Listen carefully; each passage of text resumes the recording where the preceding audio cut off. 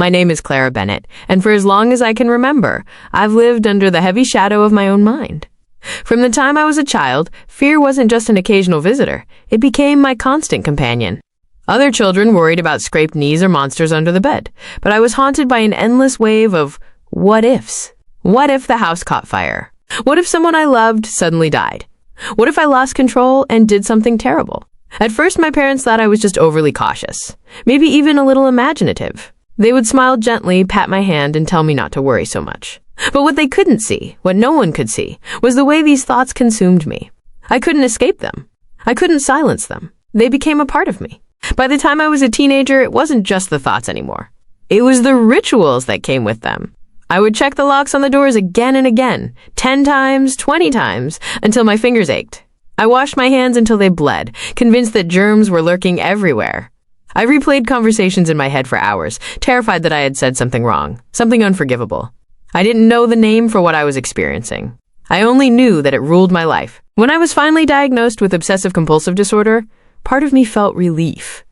At last, there was a name for the chaos in my mind. But another part of me felt despair, because having a name didn't make it any easier to live with. At school, I wore a mask. I smiled, I laughed, I pretended to be normal. But inside, it was like I was fighting a battle every single second of the day. By night, I would lie awake, staring at the ceiling, my mind racing through endless scenarios. Sleep rarely came, and when it did, it was restless, filled with nightmares that mirrored my waking fears. My family loved me, but they couldn't understand. Just stop thinking about it, they would say. You're fine. But I wasn't fine. I was drowning. As I grew older, the rituals only tightened their grip.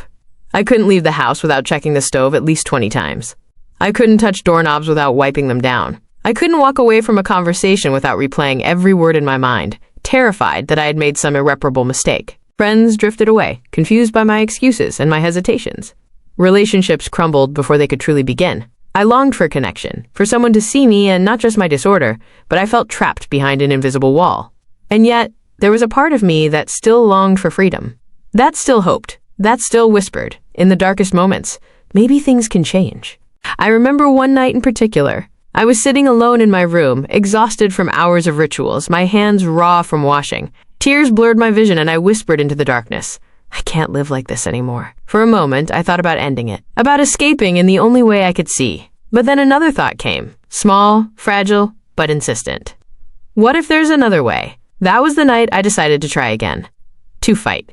To hope. Therapy was not easy. The first time I sat in a therapist's office and explained my thoughts, I wanted to run. I was terrified she would think I was dangerous or broken beyond repair. But instead, she looked at me with kindness and said, Clara, you are not your thoughts. You are not your OCD. You are so much more. Those words became a lifeline. The process of healing was long, and it was painful. Exposure therapy forced me to confront the very things I had spent years avoiding. Sitting with the anxiety, resisting the rituals, it felt impossible at times. There were moments when I wanted to give up, to retreat back into the false comfort of my compulsions.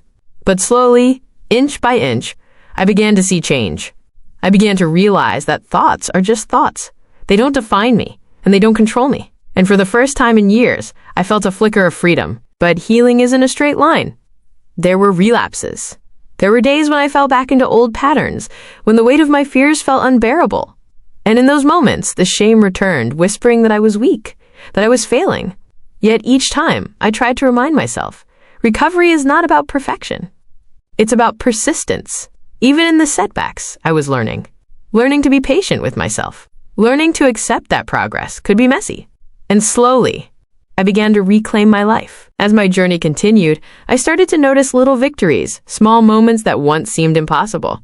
I remember the first time I left the house without checking the stove more than once. My heart raced, my hands trembled, and every step away from home felt like a battle. But when I came back hours later and realized nothing bad had happened, it was as if a door had opened inside me. It wasn't about conquering everything at once. It was about these tiny steps, these fragile wins, that reminded me I was stronger than I believed. Therapy became a space where I could untangle the mess inside my head. My therapist helped me see that OCD thrived on fear, and that the rituals, while they felt like safety nets, were actually chains. Breaking those chains was terrifying, but it was also liberating. Medication, too, played a role. At first, I resisted it. I thought taking pills meant I was weak, or that I wasn't truly healing. But I came to understand that mental illness is not a matter of willpower alone. It's a medical condition, just like any other. If someone with diabetes can take insulin, why couldn't I accept help for my brain? Slowly, with treatment, support, and determination, the fog began to lift. But it wasn't just therapy or medication that saved me. It was connection. It was finding people who understood, who didn't judge me, who didn't recoil when I shared the darkest corners of my mind. I joined a support group, and for the first time, I sat in a room full of people who got it. They didn't look at me with confusion when I described my rituals. They nodded. They shared their own battles. And in that shared struggle, I found strength. I began to write too. Journaling became a way to release the chaos inside me. On paper, my fears lost some of their power. Writing became not just an outlet, but a reminder that I still had a voice, that I wasn't just a prisoner of my disorder. There were setbacks, of course. Days when the rituals clawed their way back in. Nights when the intrusive thoughts were so loud that I thought I'd never be free. But through it all, I reminded myself, healing isn't about never falling. It's about getting up each time you do. And slowly, I began to live again. I started rebuilding relationships. I reached out to friends I had pushed away, explained my struggles, and was surprised by the kindness that met me. I allowed myself to hope for love again, to believe that I was worthy of it.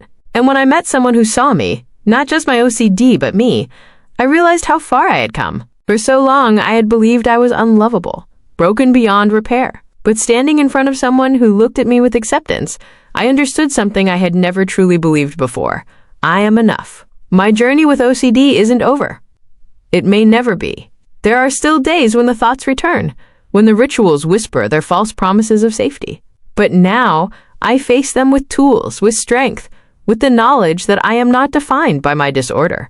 I share my story now because I know what it's like to feel trapped, to feel hopeless, to believe that things will never change.